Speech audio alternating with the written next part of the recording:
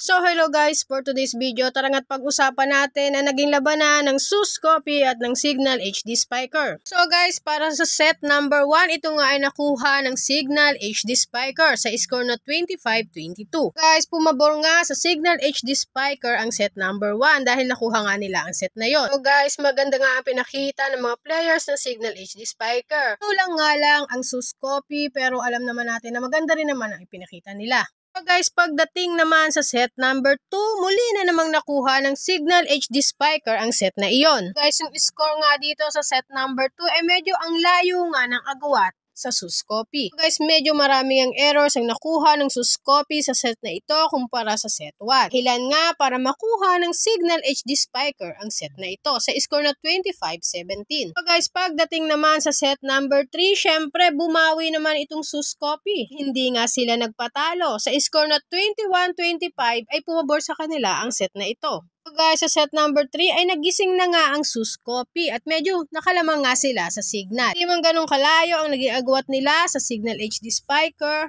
naging maganda naman ang ipinakita nila. Dahilan para makuha nila ang set number 3. So guys, pagpasok naman sa set 4 ay hindi na nga hinayaan ng Signal HD Spiker na makakuha ulit ng panalo ang SUS Copy. Dahil nga isinicure na nga ng Signal HD Spiker na sila ang mananalo sa game na iyon. Kaya naman sa score na 25-16, ay tinapos na nga nila ang laban nila sa SUS Copy. Guys, sino nga ba ang magiging player of the game? Alam naman natin na sa Signal HD Spiker, maraming players ang nagpakita na magandang laro. So, syempre nga guys, may isang player na talaga namang maganda ang ipinakita sa lahat. At ito nga ay walang iba kundi si Erica Santos. Guys, nakakuha nga si Erica Santos ng 30 points. Ito ay mula sa 29 attacks at 1 block. So guys, hanggang dito na nga lang ang video na to. Yan nga muna ang update ko para sa nangyayaring labanan sa Premier Volleyball League.